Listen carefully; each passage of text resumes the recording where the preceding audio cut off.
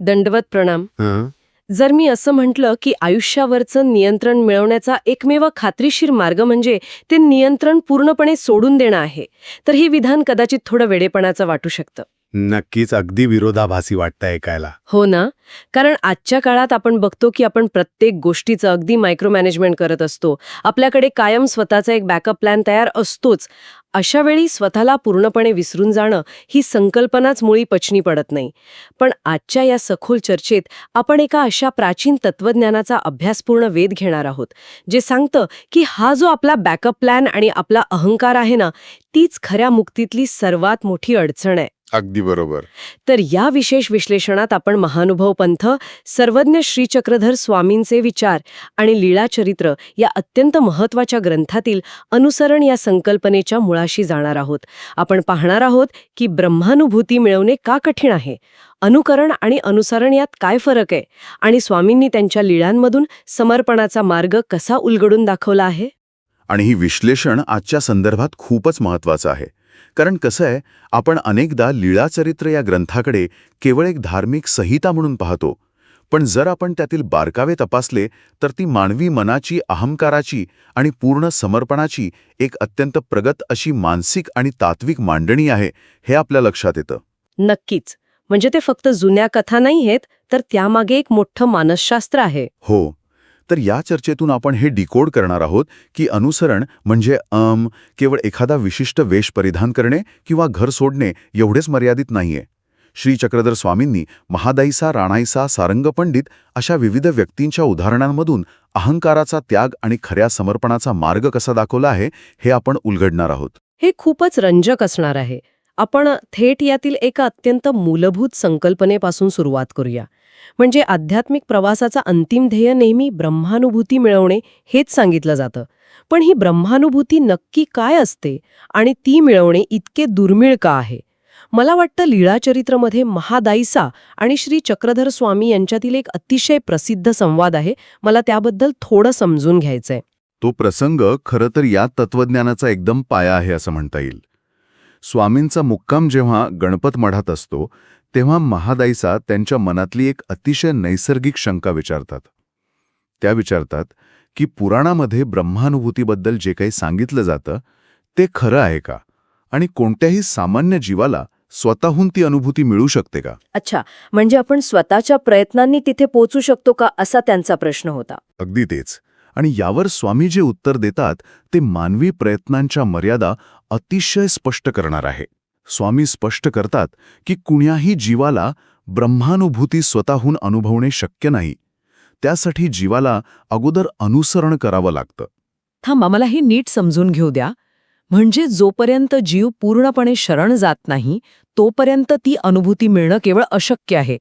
पण मग इथे एक साहजिक प्रश्न निर्माण होतो की अशा अटी का असाव्यात? महादाईसांनी सुद्धा हेच विचारलं असेल ना, की अनुसरून देण्यापेक्षा न अनुसरता ती अनुभूती दिली तर काय बिघडेल? हो, अगदी तोच प्रश्न महादाईसा विचारतात. आणि यावर स्वामी एका अत्यंत चपखल दृष्टांताचा वापर करतात. ते म्हणतात, साखर होई जे ते निके, की साखर अनुभवी जे ते निके. अरे वा, म्हणजे स्वतः साखर होणं चांगले की साखरेचा अनुभव घेणं, तिची चव घेणं चांगले? बरोबर. ब्रह्मानुभूतीबाबतही हेच तत्व लागू पडतं. ब्रह्म होणे चांगले की ब्रह्माचा अनुभव घेणे चांगले. स्वामी इथे समजावून सांगतात की मनुष्याचा हा जो जन्म आहे तो लाखो वर्ष नरक योनी भोगल्यानंतर 84 लक्ष योनींमधून फिरून आल्यावर अत्यंत मुश्किलीने मिळतो. त्यामुळे हा जन्म केवळ तात्पुरत्या सुखांसाठी नक्कीच नाहीये. हां, साखरेचा दृष्टांत खूपच प्रभावी वाटतो मला. म्हणजे आपण याला असं म्हणू शकतो की एखाद्या अप्रतिम गोड पदार्थाची फक्त रेसिपी वाचत बसण्यापेक्षा प्रत्यक्ष तो पदार्थ खाण्यात आणि त्याची चव घेण्यात खरा आनंद आहे. नक्कीच. पण गंमत अशी आहे की ती चव घेण्यासाठी, तो अनुभव घेण्यासाठी स्वतःचा जो मीपणा आहे तो आधी बाजूला ठेवावा लागतो. कारण जोवर मी वेगळा आणि देव वेगळा हा दुजाभाव मनात आहे तोवर ती एकरूपता येऊच शकत नाही. हे तुमचं विश्लेषण एकदम अचूक आहे. तो मीपणा विरघळणे म्हणजेच खऱ्या अर्थाने अनुसरण. पण होतं काय की हजारो जीवांमधून एखादा जीव या पूर्ण विरघळण्याच्या प्रक्रियेसाठी मानसिकरित्या तयार होतो. त्यामुळेच ब्रह्मानुभूती अत्यंत दुर्मिळ मानली जाते. म्हणजे बहुतांश लोक ते धाडस करूच शकत नाहीत. हो, कारण बहुतांश लोक काय करतात तर ते स्वतःचा मीपणा शाबूत ठेवून इतर देवतांची भक्ती करतात. या भक्तीतून त्यांना फळे नक्कीच मिळतात. पण स्वामी सांगतात की याने जन्म आणि मरणाचा फेरा काही चुकत नाही. अच्छा, म्हणजे ते चक्रच चालूच राहतं. हो, कारण इतर देवतांची भक्ती करणे हे केवळ आजाराच्या लक्षणांवर उपचार करण्यासारखे आहे. आजार तात्पुरता दबला जातो, पण त्याचं मूळ कारण तसंच राहतं.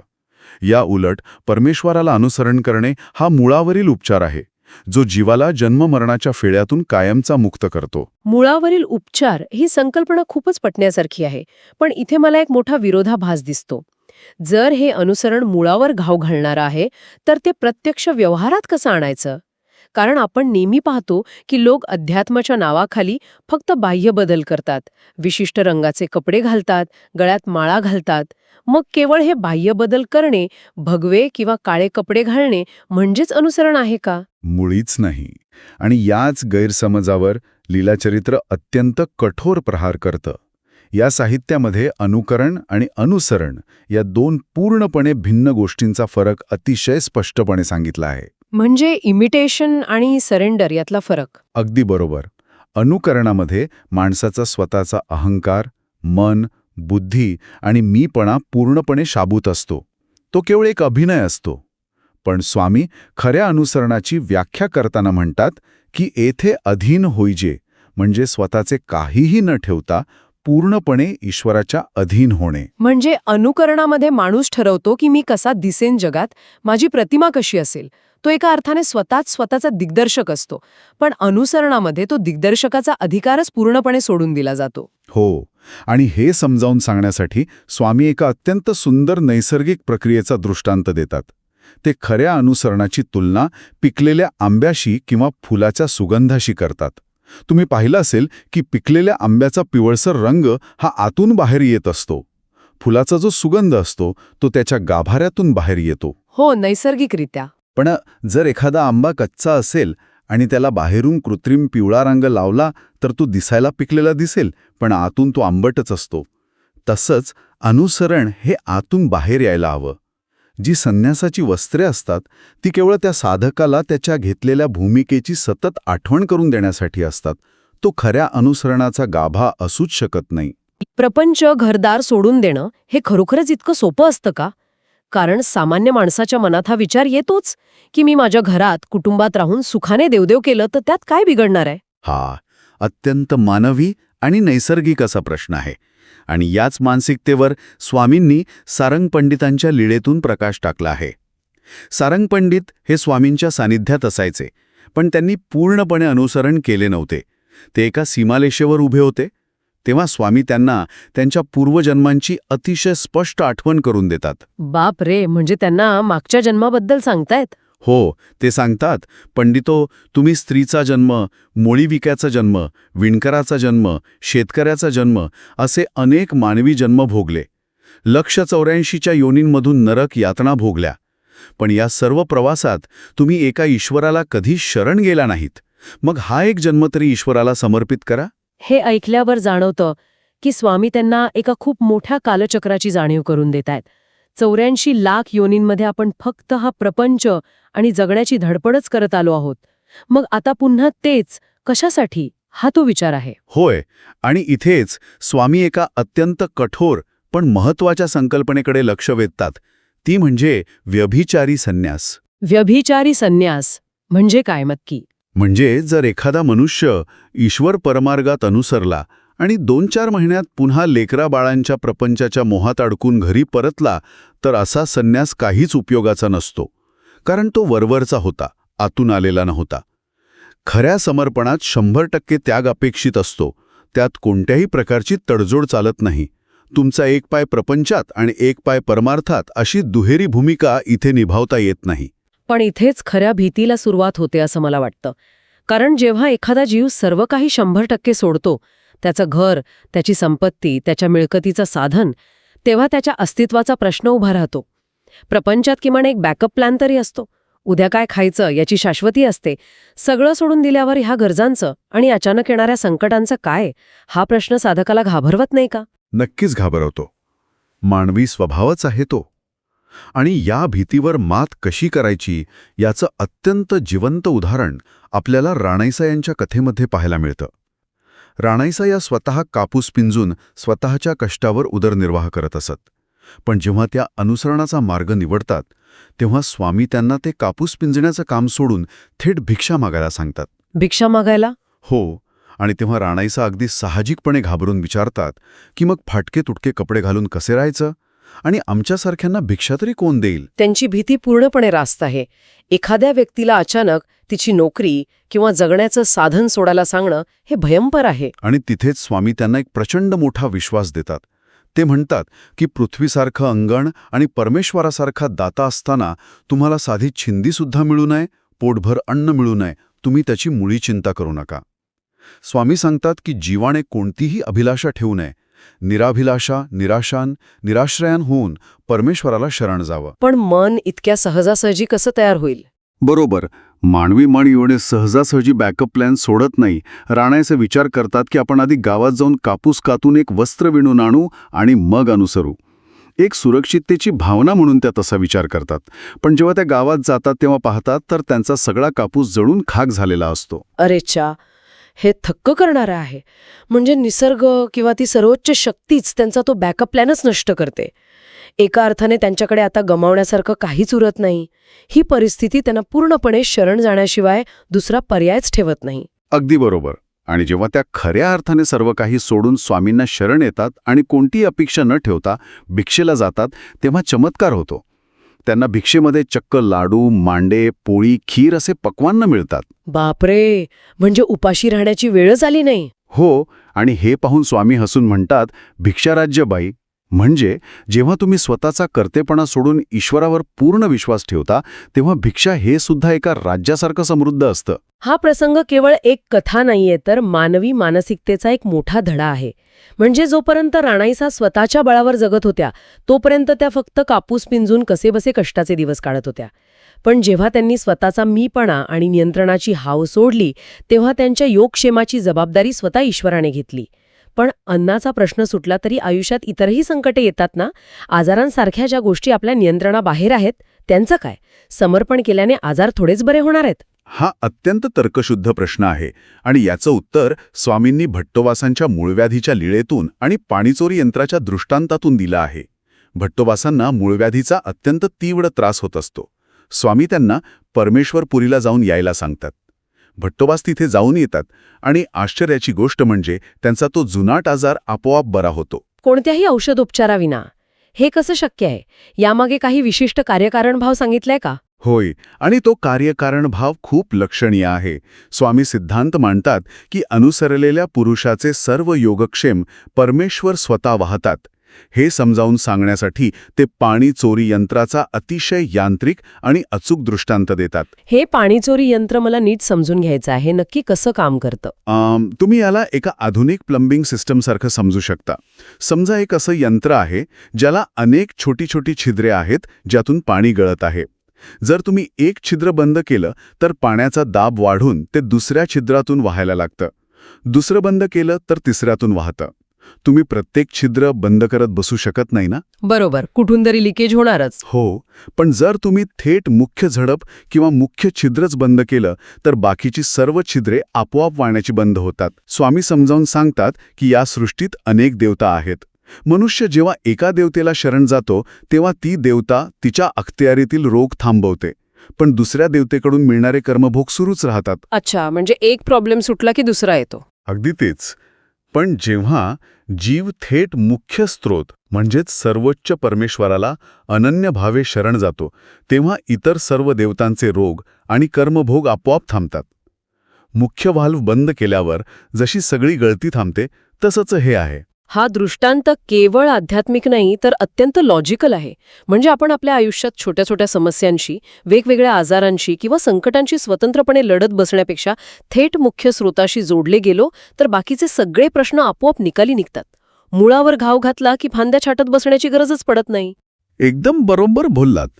याच भावनेला पुष्टी देण्यासाठी साहित्यात संत ज्ञानेश्वरांच्या एका ओवीचा अत्यंत समर्पक संदर्भ दिला आहे. ज्ञानेश्वर महाराज म्हणतात, जैसी अजात पक्षाचेनी जीवे पक्षिणी जिये. याचा अर्थ असा की ज्या पिल्लांना अद्याप पंख फुटलेले नाहीत, जी पूर्णपणे असहाय्य आहेत, त्यांची काळजी पक्षी स्वतः घेते. तशीच जो भक्त स्वतःचा कोणताही आधार न ठेवता परमेश्वराला पूर्णपणे शरण आलेला आहे, त्याची काळजी सर्वोच्च शक्ती घेते. योगक्षेमम वहाम्यहम या गीतेतील वचनाचा हाच खरा व्यावहारिक अर्थ आहे. हे सर्व ऐकायला खूप आश्वासक आणि सुरक्षित वाटतं. पण इथे मला एका गोष्टीची उत्सुकता आहे. ठीक आहे, ईश्वराचं संरक्षण मिळतं, जेवणाची भ्रांत उरत नाही हे मान्य. पण मग अशा अनुसरलेल्या साधकाचं प्रत्यक्ष दैनंदिन जीवन कसं असतं? तो दिवसभर नक्की काय करतो? कारण मगाशी आपण पाहिलं की केवळ कपडे बदलणे म्हणजे अनुसरण नाही. मग प्रत्यक्ष आचरण किती कठोर असतं? हाच अत्यंत महत्त्वाचा प्रश्न माहिम भट्ट यांनी स्वामींना विचारला होता. त्यांनी विचारलं की आम्ही अनुसरू तर आमची दिनचर्या कशी असावी? यावर स्वामींनी जे उत्तर दिलं आहे ते ऐकून खऱ्या अर्थाने अंगावर काटा येतो. कारण ती दिनचर्या मानवी सहनशीलतेची परिसीमा गाठणारी आहे. बापरे, असं काय होतं ते दिनचर्येत? स्वामी सांगतात की साधकाने रंक होऊन म्हणजे अतिशय लीन होऊन ईश्वराचं चिंतन करावे. शरीर केवळ टिकवून ठेवण्यासाठी भिक्षा मागावी. पण ती भिक्षा कधी मागावी? जेव्हा गाव धूरविरहित होईल. धूरविरहित म्हणजे? याचा अर्थ दिवसाच्या 3ऱ्या प्रहरी, जेव्हा सर्व लोकांची जेवणे झालेली असतील आणि चुली विझलेल्या असतील, सर्वात शेवटी उरलं-सुरलं अन्न मागण्यासाठी जावं. आणि भिक्षेत जे काही शिळे पाके विटलेलं अन्न मिळेल ते वेगवेगळे न खाता ते सर्व एकत्र करून त्याचा काला करून खावा. या प्रक्रियेत कोणी अपमान केला किंवा मनाला मोह निर्माण झाला तर तो तात्काळ झुगारून द्यावा. थांबा, हा भाग खूपच अस्वस्थ करणारा आहे. शिळपाकं अन्न एकत्र करून खायचं हे केवळ शारीरिक कष्ट नक्कीच नाहीयेत. जर आपण यामागचं मानसशास्त्र पाहिलं तर अन्नाची चव ही माणसाच्या मेंदूला सर्वाधिक आनंद देणारी गोष्ट असते. चवीनुसार अन्न खाण्याची सवय मोडणं म्हणजे स्वतःच्या मेंदूला मिळणारा हा आनंद जाणीवपूर्वक नष्ट करणं. इथे मानवी आवडीनिवडी, चोचले पूर्णपणे ठेचून काढले जात आहेत. तुमचं निरीक्षण अत्यंत अचूक आहे. हे अहंकाराला मारण्याचं तंत्र आहे. आणि हे इथेच थांबत नाही. रात्रीच्या वेळी झोपायचं कुठे? तर गावाबाहेर असलेल्या एखाद्या पडक्या देवळात किंवा निर्मनुष्य ठिकाणी. कुठेही निवाऱ्याची सोय न बघता. हो, आणि तिथेही हातपाय पसरून ऐसपैस झोपायची परवानगी नाही, तर कुत्र्याप्रमाणे मुरकुंडी वळून म्हणजे अंग आखडून झोपावे. नवीन कोरे वस्त्र कधीही नेसू नये. आणि सर्वात कठीण अट म्हणजे हा आचार देह पडेपर्यंत म्हणजे मरेपर्यंत रोज पाळावा. हे खरोखरच धक्कादायक आहे. कुत्र्याप्रमाणे आखडून झोपणं, यातून माणसाला स्वतःच्या शरीराबद्दल वाटणारं प्रेम, समाजात प्रतिष्ठेने जगण्याची भूक, हे सर्व मुळासकट उपटून काढलं जातं. हे केवळ घर सोडणं किंवा संन्यास घेणं नाहीये. हे तर स्वतःच्या अस्तित्वाला, स्वतःच्या आयडेंटिटीला पूर्णपणे संपून एका रिकाम्या पाटीसारखं नव्याने जन्माला येण्यासारखं आहे. ही प्रक्रिया एखाद्याला आतून पूर्णपणे तोडून नव्याने घडवणारी आहे. आणि हेच स्वामींना अभिप्रेत आहे. स्वामींना कुणाला शारीरिक त्रास द्यायचा नाहीये.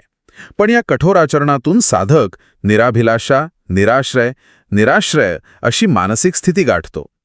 जोवर आपण शरीराचे लाड पुरवतो, सोयीसुविधा शोधतो, तोवर आपला मीपणा जिवंत राहतो.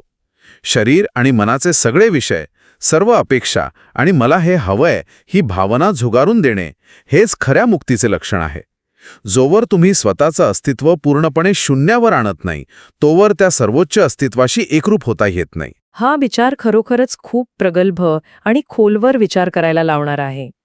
जर आपण या संपूर्ण विश्लेषणाचा गोषवारा काढायचा म्हटला तर अनुसरण म्हणजे कोणताही वरवरचा बदल नाही.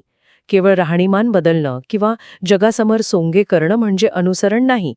तर अनुसरण म्हणजे एथोनी म्हणितले ते कीजे, म्हणजे स्वतःचे अस्तित्व, स्वतःचे विचार, मान सन्मानाची अपेक्षा आणि नियंत्रणाची हाव यांचा पूर्णपणे त्याग करून ईश्वराच्या इच्छेशी पूर्णपणे एकरूप होणे, स्वतःचा कर्तेपणा शून्यावर आणणे. नक्कीच.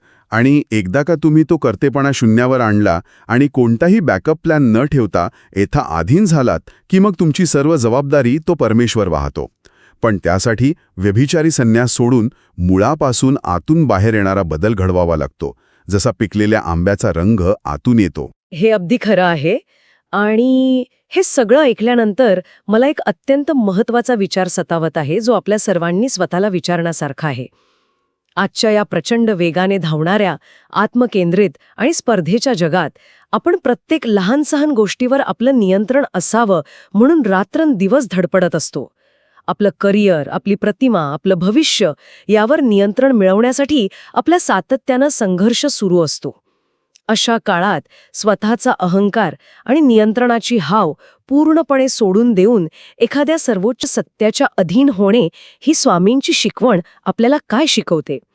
आपण खरोखरच विचार करायला हवा की खऱ्या स्वातंत्र्याचा आणि मुक्तीचा अर्थ प्रत्येक गोष्टीवर नियंत्रण ठेवण्यात आहे की सगळा भार आणि स्वतःचा मीपणा एखाद्या सर्वोच्च शक्तीवर सोपवून देऊन पूर्णपणे समर्पित होण्यात आहे?